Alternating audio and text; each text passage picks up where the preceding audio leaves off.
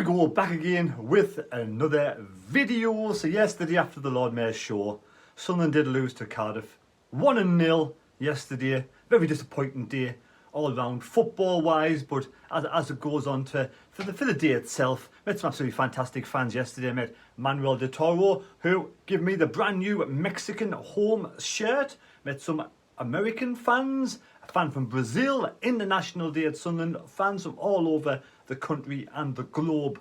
You know, and a lot of these fans have become Sunderland fans because of Sunderland Till I Die, Netflix series. A lot of them followed Sunderland because of that. So, you know, end of the day, let's do more Netflix series and spread, you know, Sunderland worldwide, like it has been, you know, has been done over the last few years. Got fans from all over the world coming to visit Sunderland Stadium right now. We just need a good team to go with it. A good manager and a good team, eventually, yes. But moving on to yesterday's match. We now lose Luke O'Nien, who was out for the Birmingham away game. Another player not available for the next match. What do we do with the defence then? Picking up a yellow card yesterday, so out for 1 game suspension, I'm led to believe. I will be doing a preview for the Birmingham game during the week. But Luke O'Nien, you know, end of the day, utility player, improved in the defence. You know, we've needed him. We've got defenders. Ballard's out, Alessi's out. Hume hasn't made the cut so far as a right back. Gooch's right back is out, so we've got a lot of players in that position out, and now we lose Luke O'Nien. So what do? Do we move to a 3 at the back? 3 central defenders with 2 wing backs. Does Trey Hume come back in for this 1 game? Because I don't think Gooch will be available of his injury still till midway through the World Cup. It's the last game before the mini break for the World Cup. Now, you know, are Sunderland fans getting, you know, too far ahead of themselves with wanting to finish high up in the position of the Championship this season? Is it a few seasons too soon? Is the season too soon? Is the squad good enough? And did Tony Mowbray make a right balls up yesterday? Now, Tony Mowbray has come out and said in his post-match interview that he may lose a bit of sleep over his team selection yesterday. Well, Tony, I hope you do lose a bit of sleep, because when I make a mess up at my job at work, I lose sleep. You fucked up yesterday, Tony, pardon me French. You know, hopefully you'll learn from it. I'm sure you have. And the young players will learn from that experience as well, because sometimes you've got to take a knock backwards to come forwards. So those youngsters, you know, we found out they weren't good enough together in the middle of the park. They're very weak, very fragile in the middle of the park, and we were dominated, and our middle was non-existent. It was a bit of a rookie mistake by Tony Mowbray. You know, hindsight's a wonderful thing, dropping Pritchard and dropping Evans. Now, for me, the Pritchard thing, I kind of understand the Evans thing, because he wanted to try the 2 youngsters together who came on and played so well against Huddersfield, and he maybe got carried away with that situation. But the Pritchard thing was a rookie mistake for me. Pritchard hasn't played well over the last few weeks, fair enough, but he's a better player with a forward, better player with a striker, better player with a focal point up front. And the first game, we had that focal point back, he goes and drops Pritchard. It's a no, I don't get it. I honestly, I just didn't understand that decision yesterday. But before the game, you don't want to come on and say, oh, this is a bad decision, this is a bad decision. You want to get behind the lads and really support Sunderland and get behind them, which we did, but unfortunately it didn't work. Now, Pritchard, I've just seen him down Durham walking around with his girlfriend, I think. Might be his girlfriend. Definitely, I don't know. Anyway, I saw him walking down Durham, but obviously it's busy in Durham. I'm not going to go and bother him when he's probably a bit sick of yesterday's result. Pritchard, for me, was one of the better players when he came on. He was probably one of the better players in the side yesterday. Him and Evans that came on. The experience, you know, it's okay, Speakman, buying all these youngsters in, but they've got no experience. This is where they're going to fall short. We need the experienced players. We do have the experienced players, some experienced players there, but the experienced manager, Tony Mowbray, decided to drop them all in 1 go, which, like we said, was a bit of a rookie mistake, and hopefully you'll learn from that mistake. And let's say Pritchard, for me, was probably, you know, him and Evans were the 2 better players on the park, apart from Patterson. I thought Patterson in goal again, saved the penalty, absolutely great penalty save from Patterson, and Anthony Patterson's one of the better players this season for me, along with Danny Bart. You know, Bailey Wright came back in again, and the defence wasn't that bad, apart from the goal they let in. Sunderland couldn't create anything because Cardiff's defence was solid. The number 23, the name eludes me now, he was an absolute beast in defence for Cardiff yesterday, and for me, he was their man of the match. Where do we go from here? Birmingham, bring back Pritchard, bring back Evans as a no-brainer. Sims, if he's okay, start Sims again. He needs the likes of Pritchard to give him some to give him some balls up front, because Ahmad didn't have a good game yesterday. Ahmad again didn't give Sims anything, to be honest.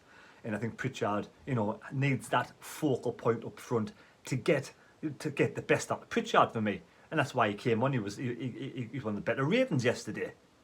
Now, Barr back to the bench. Do we start Evans and Neil, or do we start Evans and Embleton, or do we start Evans and Barr? Evans is a sure thing for me. He's got to start against Birmingham. We need the experience in the middle of the park. Pritchard's got to start as well. And the defence, probably Trey Young comes back. So, overall, it's a very disappointing experience yesterday. And I feel sorry for all these international fans who come over from all around the world to come and watch that poor performance. It was a poor performance from the manager as well, because we all saw it at half-time it wasn't working. I don't really understand when people, they don't change things too soon, because it's their decision. They've made the decision to drop Pritchard and Evans, so they want to try and justify that by hoping and praying that the players that they have there are going to come good.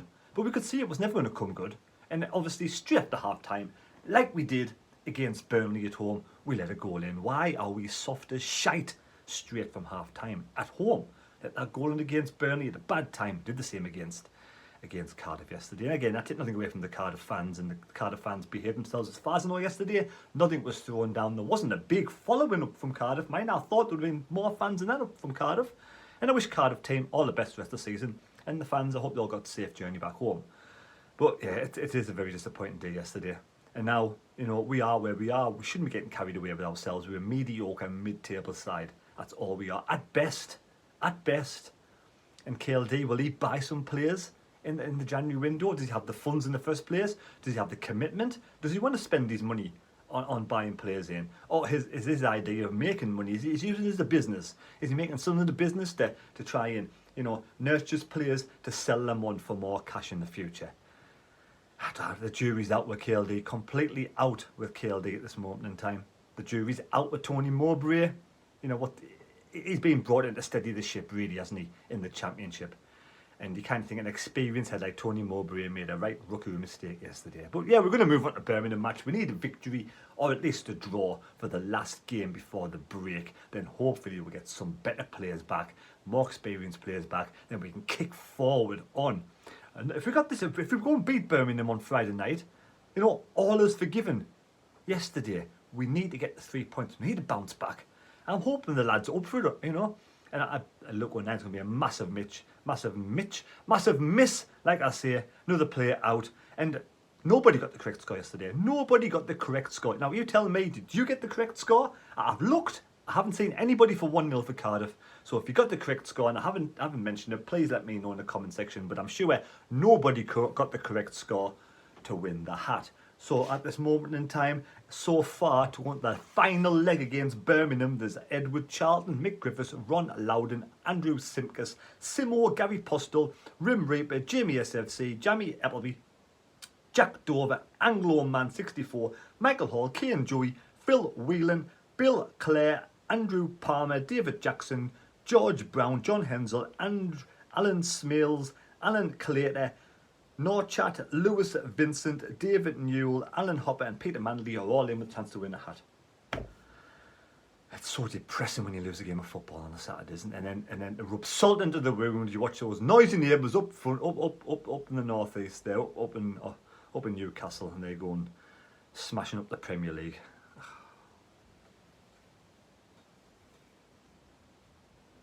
Hopefully we can beat Birmingham, and then we can just have a nice international break before the Millwall game. But the Millwall game may even be cancelled as well if England progress. They may have to cancel that if England progress and Costa Rica progress. That game might be cancelled as well. Again, thank you for supporting the channel.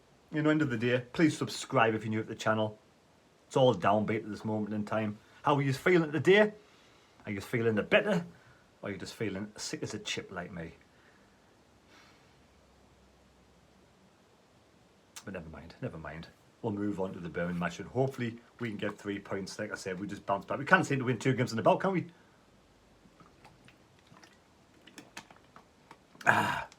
Take care. God bless me. God go with you. And what can we do? What can we do to improve at Sunderland? What can we do? We play the experienced players. Hopefully they give them all. the management, get some better players in the January window. And what do we do with Tony Mowbray? Is Tony Mowbray the man to go forward with Sunderland for the rest of the season? Of course he is. We can't be chopping and changing managers all the time. But I think, I don't know, we'll have to wait, because, you know, when you've got an open wound, it's sore, it hurts. And sometimes you do, last night in my video, you say things, sometimes you're a little bit angry and upset and this, that and the other, and you regret saying things at the spur of the moment, but that's life, innit? We're passionate fans. We cook, we bleed red and white, and we patch ourselves up and we move on. Right, take care, God bless me, God go with you. We'll see you later on in the week for the live stream, and hopefully we'll see you for SAFC Fan TV at 8 o'clock. Hopefully SAFC Fan TV, if we can get some characters on to do the show. Thank you for watching.